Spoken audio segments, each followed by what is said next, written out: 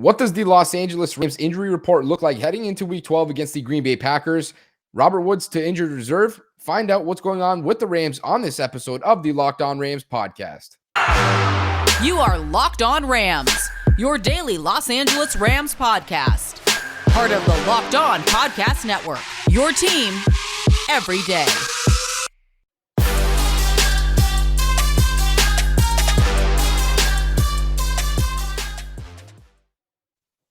Rams Nation, what is going on? As always, it is your boy, your host, Sosa Kremenjas. I'm a fantasy analyst at PFF and your host here at the Locked On Rams podcast, your number one daily podcast covering the Los Angeles Rams and part of the Locked On Podcast Network. Thank you guys so much for always making us your first daily listen here at Locked On Rams. Now, Stat Hero is the first of its kind in the daily fantasy sports platform where it's you versus the house in head-to-head fantasy matchups with the winner taking all. Sign up for free right now at stathero.com/lockedon and use the promo code LOCKEDON for a 100% deposit match.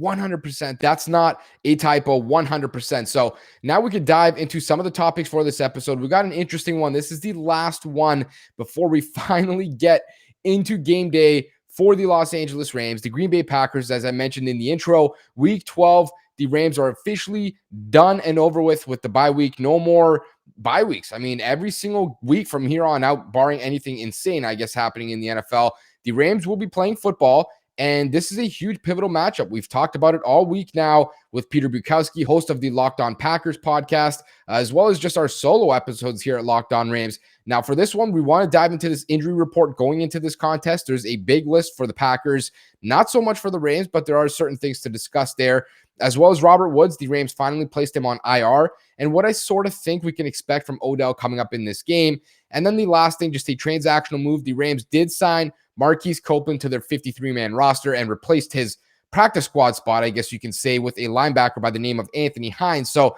now we could dive into it, right? We want to start, I think, first with the most important news, and that is the injury report here for the Rams. These are the players that may go or may not go for this game. And as we know, the Rams are going up against one of the best teams in the NFC and the Packers. They need as much help, I guess you can say, as they possibly can get. This is not going to be an easy game for the Rams. It's not going to be an easy game for the Packers either. Really, we might be looking at what people call a playoff game in late November, which is just unusual. Of course, you know, these teams are not sorted out yet when it comes to the playoff seeding. And of course, the playoff picture is still a long ways away from now, but we're looking at two great teams. And when you look at the Rams injury report, there's three players that are listed. Cornerback Dont'e Deayon, he's listed as limited on Thursday's practice. Leonard Floyd also listed as limited on Thursday's practice report.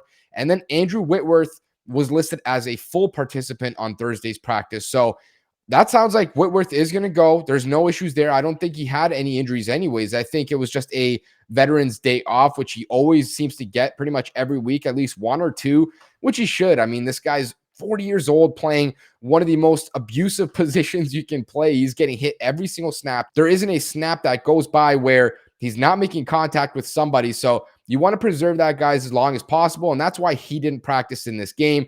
And it is good news still that the Rams are coming off a bye week, right? Because this does afford them a whole extra week of healing and trying to get everyone who's injured ready and who's, you know, maybe not injured even a little bit more healthy, because everyone at this point in the season has some sort of knock. And yeah, you might not be listed on the injury report, but the chances you're going to go through 3 months of an NFL season and not have some sort of ailment somewhere that's bugging you or that's hurting you, just doesn't seem likely to me. You look at a guy like Matthew Stafford, for example, he's not listed on this injury report, but he's had injuries to his hand, to his elbow, to his arm, to his ankle, to his oblique, or, under the rib cage area there. Everywhere you can imagine. Like, these guys are getting hit a lot. They're making a lot of contact. So good news that Whitworth will go. He does not need the practice time at all. This is a guy that has not allowed a pressure since week 4, according to PFF. A pressure. I didn't say sack. I said a pressure. That is absurd. I don't know really how much more I can explain out of that. Not a pressure. Like, the quarterback is not getting a guy within 2 or 3 or 4 yards of him from that left side. That is just absolutely invaluable when it comes to your offensive line performance. I mean, Andrew Whitworth, all reliable, as they call him. The guy is just truly special. So there's no concern there. The two players that might be of a small or slight concern here, and maybe one to a much larger degree than the other, Leonard Floyd, I don't think this one is too concerning. It sounded like he had a concussion from the last game, I think it was. And I'm not really sure if he finished that game. I think he did end up finishing that game. So that's kind of weird that it still lasted all the way up until now, even with the bye week. But it sounds like he's probably going to go, according to head coach Sean McVay. There's no concern in terms of Leonard Floyd missing this game. And the Rams need him out there. This guy is a really good football player. We know that. He's having a career year across the board, in my opinion. He has just been so good for the Rams this season. And right now, they're going to go against a Packers team that likes to run the football, and they got good running backs in Aaron Jones and A.J. Dillon, both of which who may play in this game. And then, of course, in the passing department, they have Aaron Rodgers. This is a guy that gets rid of the ball very quickly, doesn't usually get sacked very often. He's relatively mobile, sort of like Matthew Stafford, can move around a little bit, not going to run a 4.4. We know that, but decent, at least in terms of the movement skills. He knows when to get rid of the ball. And Leonard Floyd is going to be a huge help in this game. Now, with these backup linemen for the Packers, they're not going to have Elton Jenkins out there at left tackle. They don't have David Bakhtiari out there at left tackle. They don't have another center, I think, and Josh Myers as well. They're missing a lot of guys out there, and the Rams can certainly take advantage on the defensive side of the ball by winning their matchups up front. And that starts with Von Miller outside. That starts with Leonard Floyd outside. That starts with Aaron Donald up the gut there. They have to win these battles. They need to reset the line of scrimmage in the running game and hold them to 2-3 yard gains. And in the passing department, they need to find a way, maybe not necessarily to get home and sack Aaron Rodgers 5 or 7 times or whatever it may be, but they need to pressure him and they need to force him to get rid of the ball quicker than he wants to, because if they allow him to have somewhat of a clean pocket relatively consistently, he is going to pick you apart. He's going to let plays develop downfield, and he is as pinpoint accurate as it gets in the NFL. That is not a guy you want to get into a shootout with. We saw it last week with the Minnesota Vikings. Yeah, they prevailed, but it wasn't because Aaron Rodgers couldn't score. I mean, he scored an 80-yard touchdown in a 2-minute drive that took all of one play, I think it was, if I remember correctly. So insane what the guy can do. The one concern here for me is cornerback Dont'e Deayon, who put in a limited practice as well. Now we're going to dive into what that means in just a second here, because this guy a few weeks ago wasn't even playing for the Rams, but now all of a sudden an important starting piece for them, at least in terms of that cornerback room. So you guys can always make sure to follow us on Twitter at QB's MEP, at Locked On Rams, and on YouTube at Locked On Rams. And as I mentioned in the intro, no one plays daily fantasy sports to lose. Let's call it what it is. Winning feels so much better, but traditional fantasy sports are a long-term losing proposition because you never know who or what you're going up against. They don't really tell you. You just kind of enter the tournament and just go about it and play like that. Stat Hero is the first of its kind in the daily fantasy sports platform, where it's you versus the house in head-to-head fantasy matchups with the winner taking all. And the crazy part, Stat Hero shows you their lineups before you play, and you handpick the team you want to face one-on-one, so you know exactly who you're going to battle with there. That's pretty invaluable. If you know what you're talking about, you can certainly take advantage. With Stat Hero, you're in control of the stakes. You decide how much you're going to play for, and Stat Hero has no choice but to take it because they're daring you to beat them. So Stat Hero head-to-head is what daily fantasy should be, one-on-one. You want to battle this weekend? Go look at Najee Harris versus Leonard Fournette. That's a really interesting one. I might lean towards Najee Harris, but quite interesting. You look at Deontay Johnson, Terry McLaurin. That is a tough one. If Johnson can go, this is a guy with a high target share, but of course, Terry McLaurin, one of the elite receivers in football. Right now, you can sign up for free at stathero.com/lockedon and use the promo code LOCKEDON for a 100% deposit match. As I mentioned earlier, that's pretty crazy. You do not get that at anywhere else. That's stathero.com/lockedon with the promo code LOCKEDON for a 100% match. stathero.com/lockedon, promo code LOCKEDON, terms and conditions apply.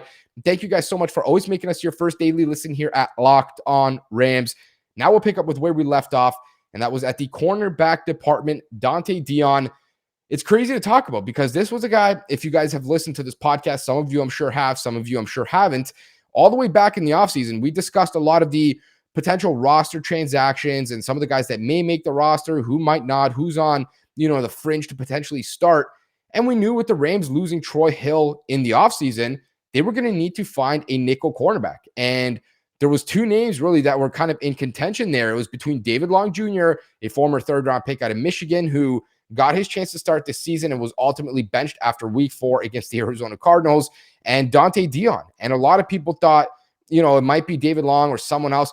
I always try to mention, do not forget Dont'e Deayon. This is a guy that can play some football. Like, I've seen it with my own eyes in the past few years in preseason. He's always done a good job at standing out. And no, he's not a superstar. I'm not telling you he's Jalen Ramsey or Darius Williams necessarily, but this guy can play. Like, he is not going to be out there and be a liability to your defense. He can certainly guard a little bit. He's agile, he's quick, he's shifty. And yeah, he doesn't have the biggest size, so that may be something that limits him. You're not going to put him up against, a 6'5" wide receiver or whoever it may be.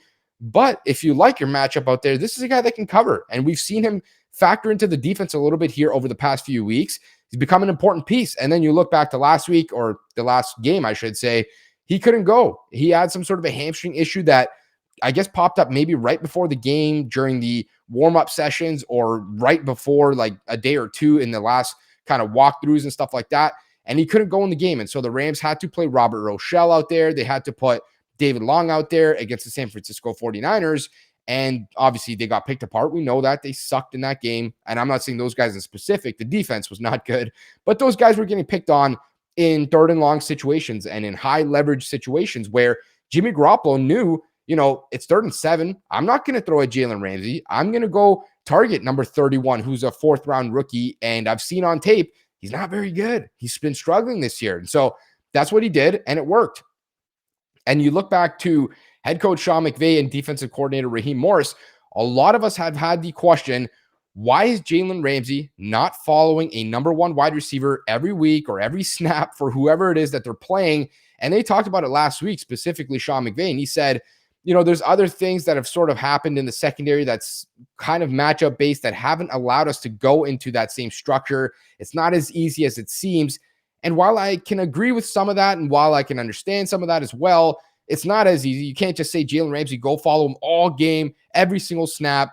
There's certain structures you're trying to do on defense. So I understand that, but this guy's not following them at all. Like, he should be covering a number 1 receiver at least 70% of the time. It doesn't have to be 100% snap after snap all game, no breaks, no questions asked, but 70, 75%, 80% of the snaps, that's why you're paying him. And they said that, these matchup things kind of came about pre-game that didn't allow us to do that. So maybe Dont'e Deayon was one of the key pieces that didn't allow them to start to play that matchup game, because then you can have a little bit more flexibility. I think you like to see Darius Williams kind of move around. We've seen him line up in the slot this season a decent amount. We've seen him on the boundary a decent amount. Dont'e Deayon, I think he's a guy who can line up in the slot as well. And he can also line up on either side of the formation.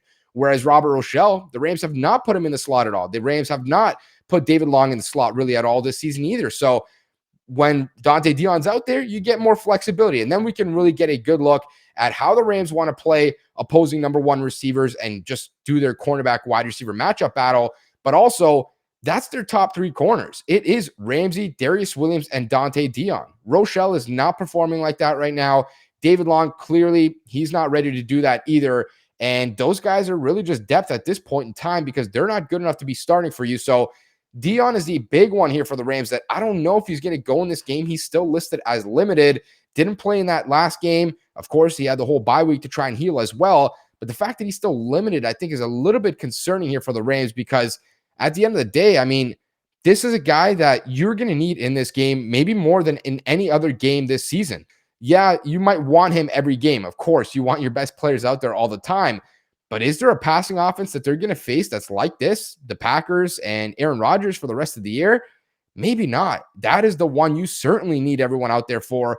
And it's not because, Marquez Valdez-Scantling or Alan Lazard or some of these other guys are just too potent, but it's because you need to be able to rotate and mix and match guys. And if Davante Adams is lined up against Dont'e Deayon, yeah, it's definitely a mismatch for sure, but you feel better about that than you would with Davante Adams lining up against Robert Rochelle, for example, or David Long. That is just a zero-sum game. That is a dangerous game that you do not want to play. So we're going to see ultimately how this one shakes out, if he's going to be able to line up. Hopefully, for the Rams' sake and for Rams fans, all 3 of these guys can go. I know one of them for sure will, Whitworth, 2 of them probably, in Floyd. Deayon, the 50-50 kind of question mark. I really hope he can go out there so we can get our first actual look at this defense really as healthy as it can possibly be. I mean, you're not missing much other than Justin Hollins, of course, and it sounds like he's going to get activated relatively soon in the next week or 2. And then obviously he has a 3-week window as well.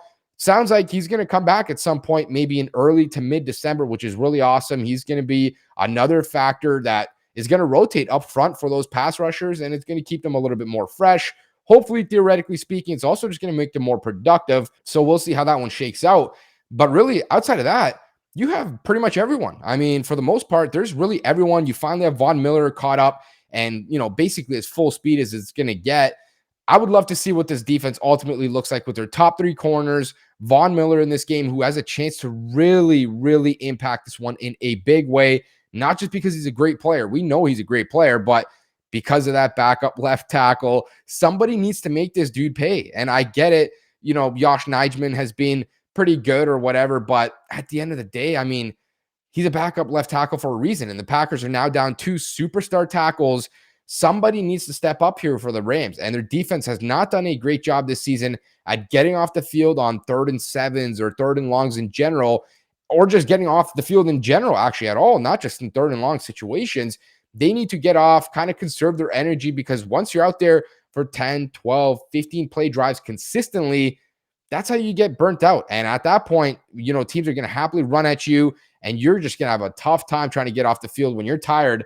And Aaron Rodgers is trying to hurry it up. He's going sugar huddle or muddle huddle, as they call it. He's going fast paced, no huddle offense type of stuff.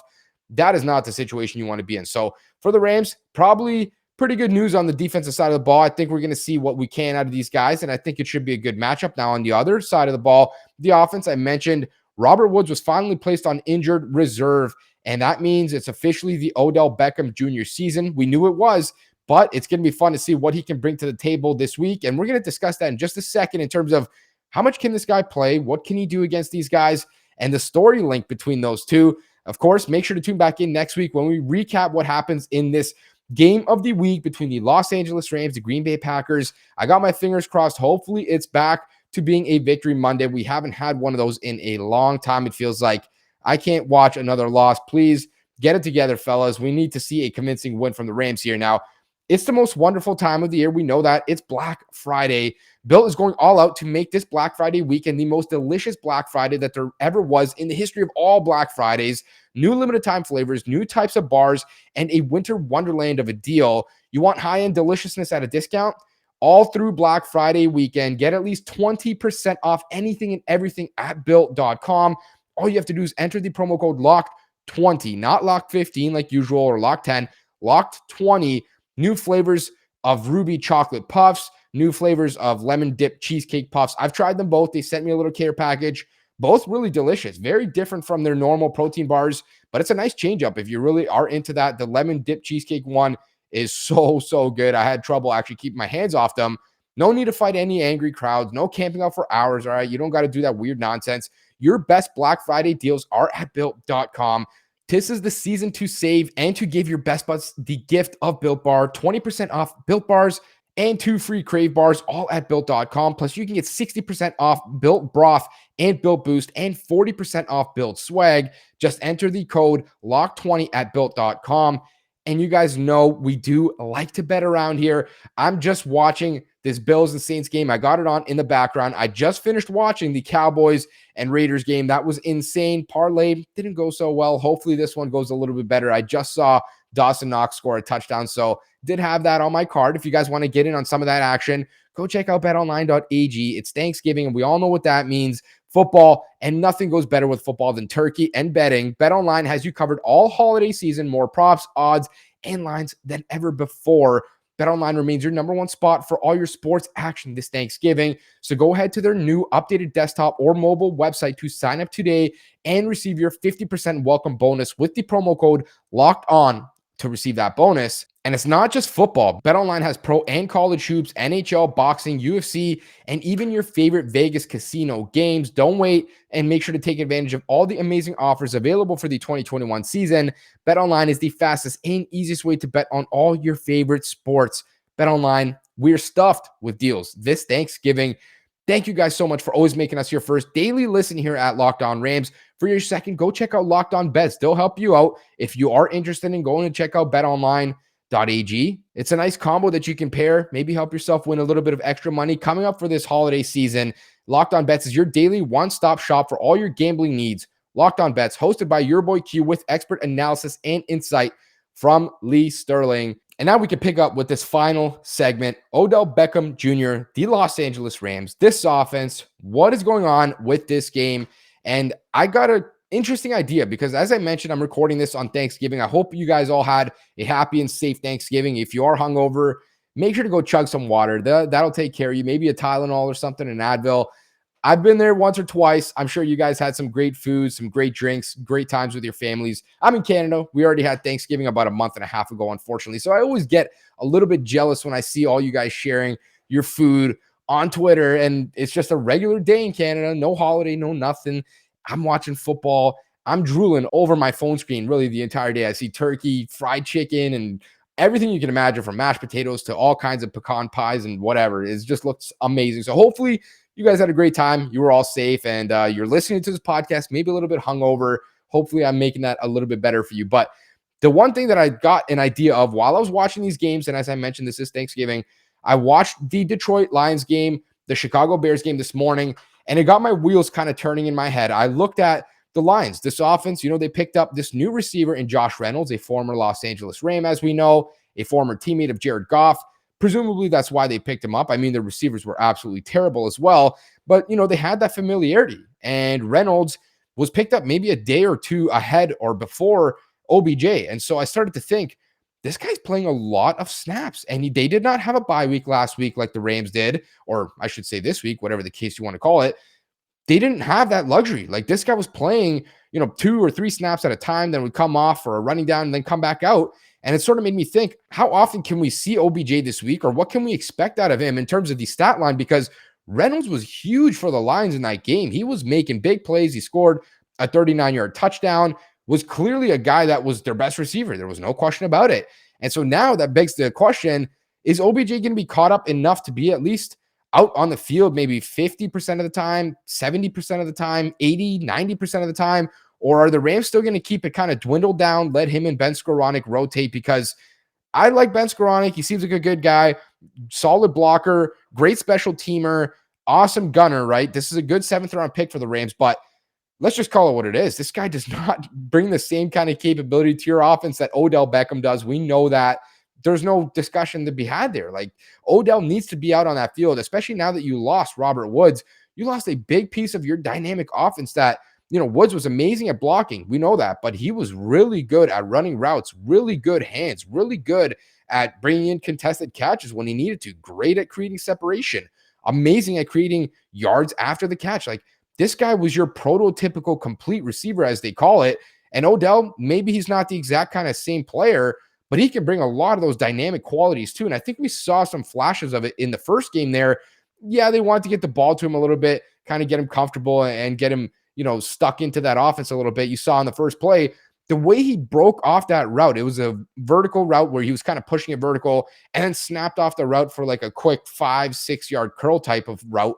And you just see how sudden this guy is, how fast he is, how much he can threaten a cornerback by pushing vertical and getting that guy to kind of open his hips and commit, as they say, to that route. That's what Odell does so good. He's so fast. He's so dangerous after the catch. He can throttle his speeds throughout his routes. That's what makes him such a potent threat in the eyes of cornerbacks. And that is why he needs to be out there for the Rams. I'm hoping, after watching Reynolds, I don't know why Odell can't be out there for 70% of the snaps in this game. No, it won't be 100%, but 70% should be more than enough to at least give you some big plays here and there.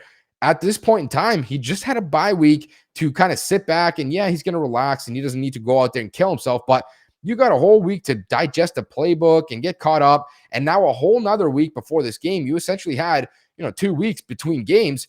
That's a lot of time to really get to know this playbook.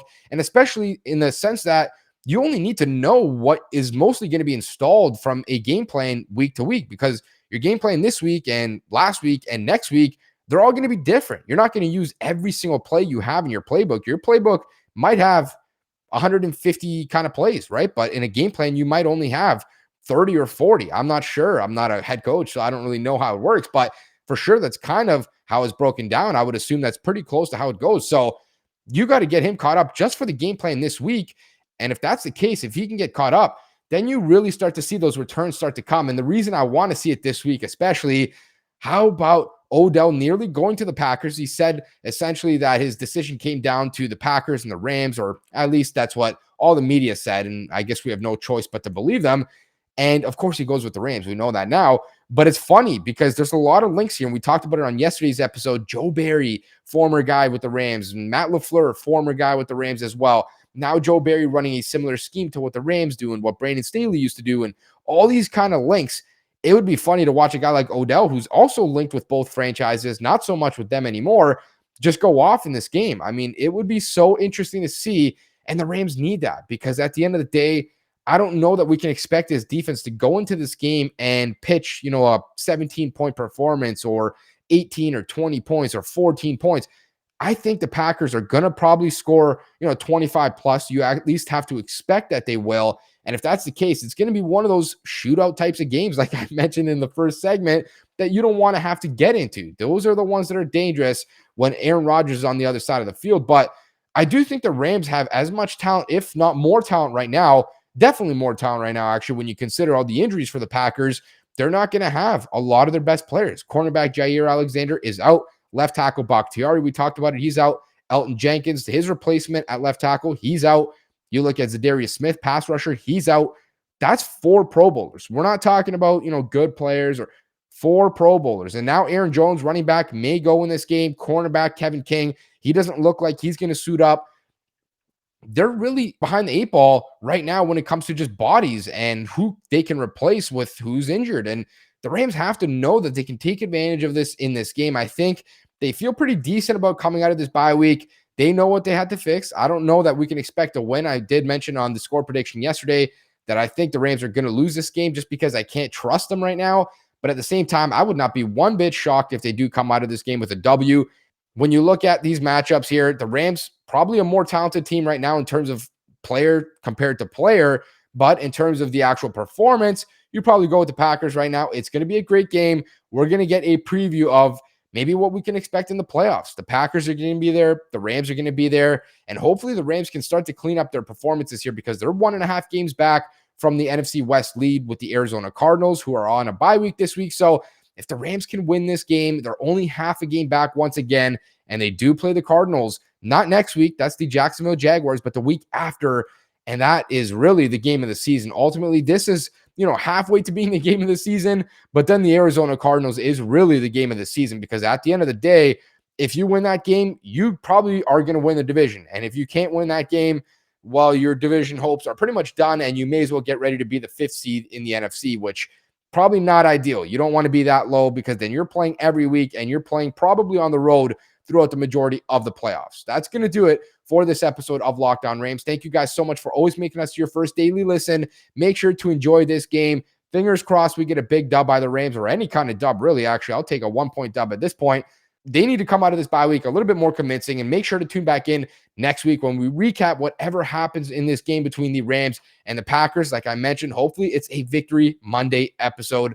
Just a reminder, you guys can come connect with us on Twitter at QB's MEP, at Locked On Rams, and on YouTube at Locked On Rams.